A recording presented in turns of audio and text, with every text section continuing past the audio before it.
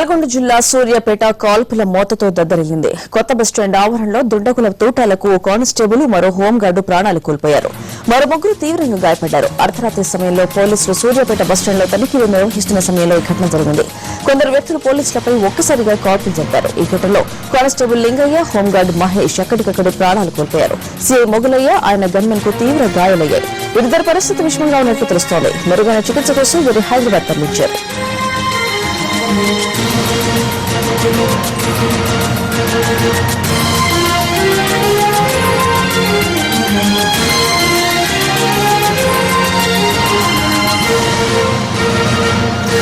పోలీసులపై కాల్పులు జరిపిన ముఠా సూర్యాపేట బస్టాండ్ నుంచి బయటకు వచ్చి పారిపోయే ప్రయత్నం చేశారు. ఓ కారును ఆపి అందులోని దంపతులను బెదిరించారు. అయితే వారు కారు ఇవ్వడానికి నిరాకరించడంతో కాల్పులు జరిపి పరారయ్యారు. ఈ ఘటనలో భర్తకు గాయాలయ్యాయి. బాధితుల్ని తాడేపల్లిగూడెంకు చెందిన దొరబాబు దంపతులుగా గుర్తించారు. యూపీకి చెందిన దొంగల ముఠానే కాల్పులకు తెగబడినట్లు అనుమానిస్తున్నారు.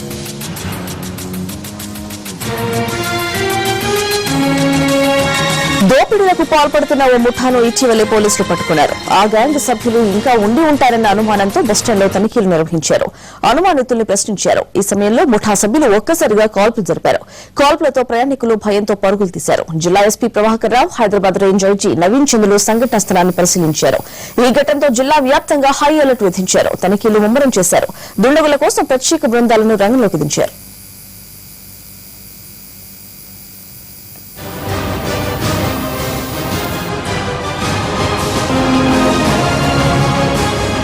ఈ ఘటనకు సంబంధించి పూర్తి వివరాలను కరెస్పాండెంట్ సమీన్ అని తెలుసుకుందాం. సమీ, ఈ కాల్పులో గాయపడ్డ దంపతుల పరిస్థితి ప్రస్తుతం ఏంటి? కాల్పులకు పాల్పడిన ఎవరనే దానిపై అనుమానాలు వ్యక్తమవుతున్నాయి.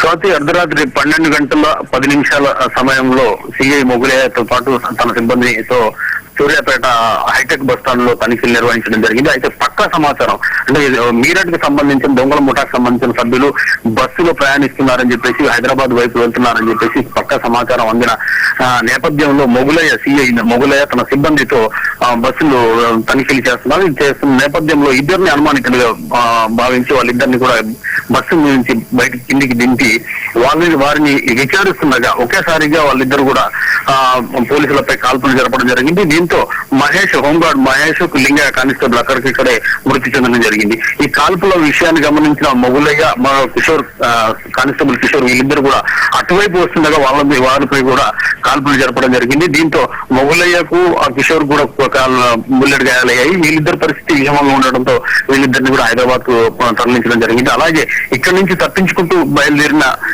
ఈ దుండగులు రోడ్డు పైకి, హైవే పైకి ఎక్కిన తర్వాత ఒక కారుని ఆపడం జరిగింది. ఆ కారును వాళ్ళ నుంచి లాక్కునే ప్రయత్నం చేయడం జరిగింది. అయితే వీళ్ళని గమనించిన దుండగులుగా వీళ్ళు పోలీసులు కాదని చెప్పేసి గమనించిన ఆ కారు యజమాని కారు ఆపకపోవడంతో అతనిపై కూడా కాల్పులు జరపడం జరిగింది. తాడేపల్లిగూడెం చెందిన దొరబాబుగా అతన్ని గుర్తించడం జరిగింది.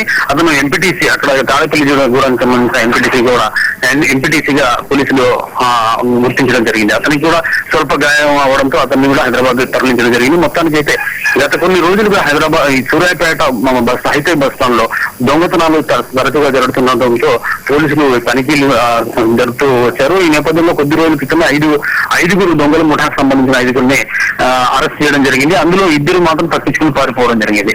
అయితే ఆ ముఠాకు సంబంధించిన సభ్యులే వీళ్ళిద్దరు అయ్యి ఉండొచ్చని చెప్పేసి కూడా అనుమానిస్తున్నారు. స్వాతి, అయితే ఈ మీరట్ సంబంధించిన తన్వీర్ గ్యాంగ్ గా వీళ్ళు పోలీసులు గుర్తించడం జరిగింది. ఈ కాల్పుల ఘటనలో కూడా తన్వీర్ అంటే gang leader, Meerut gang leader ఎవరైతున్నారో తన్వీర్, అతను ఈ కాల్పులకు పాల్పడి ఉండొచ్చు అని చెప్పేసి కూడా పోలీసులు భావిస్తున్నారు. మొత్తానికైతే జిల్లా వ్యాప్తంగా హై అలర్ట్ ను ప్రకటించడం జరిగింది. అలాగే బస్ స్టాండ్ లోని సీసీ కెమెరాలను ఫుటేజ్లను కూడా గమనిస్తున్నారు. ఆ తర్వాత జిల్లా వ్యాప్తంగా తనిఖీలు నిర్వహిస్తున్నారు. స్వాతి, మొత్తానికి అయితే ఈ దొంగల ముఠాకు సంబంధించిన వారిని మాత్రం గుర్తించినట్టు ప్రాథమికంగా తెలుస్తుంది. స్వాతి, అంటే ఈ ముఠాకు సంబంధించిన ఈ ఇద్దరు ఎక్కడికి వెళ్తున్నారు, ఎటువైపు నుండి వస్తున్నారు? అంటే ఇటీవల పోలీసులకు చిక్కింది వీళ్ళు వారికి సంబంధించిన వాళ్ళేనా? ఇటీవల దొంగతనాలు అంటే సూర్యాపేట బస్ స్టాండ్ లోనే అనుమానిత పరిస్థితుల్లో దొరికిన 5గురు ముఠా సభ్యులు ఎవరైతున్నారో వాళ్ళ గ్యాంగ్కి సంబంధించిన వాళ్ళుగా అనుమానిస్తున్నారు. అయితే విజయవాడ వైపు నుంచి హైదరాబాద్ కి వెళ్తున్న బస్సులో వీళ్ళు ప్రయాణిస్తున్న సందర్భంలోనే వీళ్ళ పోలీసులు వారిని అనుమానించి వాళ్ళని చెక్ చేయడం జరిగింది. చెక్ చేస్తున్న నేపథ్యంలో వాళ్ళు కూడా గమనించింది ఏంటంటే దొరికిపోయామని చెప్పేసి భావించిన దుండగులు వాళ్ళు ఒకేసారి కాల్పులు జరపడం జరిగింది. మొత్తానికి అయితే మీరట్ కు సంబంధించిన దొంగల ముఠా సభ్యులుగా వీళ్ళని తన్వీర్ గ్యాంగ్ లీడర్ గా భావిస్తున్నారు. మొత్తానికి దొంగల ముఠాకి పనులుగానే పోలీసు ఇప్పటి వరకు భావించడం జరుగుతుంది. స్వాతి సమీ, అంటే ఈ దొంగల దగ్గర మటుకు గన్నులు ఆయుధాలు ఉన్నాయి, పోలీసుల దగ్గర ఆయుధాలు లేవా? పోలీసుల దగ్గర ఆయుధాలు ఉన్నాయి స్వాతి. అయితే తొలుత సిఐ సంబంధించిన పిస్టల్ మహేష్ వద్ద ఉండిపోయింది. ఆ మహేష్ ని తొలుత వీళ్ళు ఏం చేసిన పాయింట్ బ్లాక్ లో పెట్టేసి తీసుకురావడం జరిగింది. తీసుకుని మోకాళ్ళ మీద ముందు కాసేపు మోకాళ్ళ మీద మహేష్ ని లింగాయని ఇద్దరిని కూడా మోకాళ్ళపై కూర్చోబెట్టి వాళ్ళ పాయింట్ బ్లాక్ లో బెదిరించడంతో వాళ్ళు అక్కడే ఆగిపోయారు. వాళ్ళు కదలలేని పరిస్థితిలో ఉంచడం జరిగింది. ఈ నేపథ్యంలో వాళ్ళు పిస్టల్ కూడా తీయలేని పరిస్థితి ఉండిందన్నమాట. ఊహించిన పరిణామం, ఒకేసారి ఊహించిన పరిణామం నిమిషాలు జరిగిపోవడం వల్ల పోలీసులు కూడా వెపన్స్ వాడే పరిస్థితి లేకుండా పోయింది. వాళ్ళు తొలుత ఈ మహేష్ ఫిజికల్ గా కొంచెం హైట్ పర్సనాలిటీ ఉండడం వల్ల ఈ హోంగార్డ్ మహేష్ ని అధికారిగా సిఐ స్థాయి అధికారిగా భావించిన వాళ్ళు మహేష్ తొలుత పాయింట్ బ్లాక్ లో కాల్చడం జరిగింది. ఆ తర్వాత లింగాయను కూడా కాల్చడం జరిగింది. ఇది గమనించిన వెనుక నుంచి వస్తున్న సిఐ అటువైపు వచ్చే ప్రయత్నం చేయడంతో వాళ్ళపై కూడా వీళ్ళు దాడి చేయడం జరిగింది. ఈ నేపథ్యంలో సిఐ ఆ తర్వాత కిషోర్ తప్పించుకోవడం జరిగింది. ఈ క్రమంలోనే తప్పించుకుని హైవే పై ఎక్కి పారిపోవడం జరిగింది. Right Sami, thank you.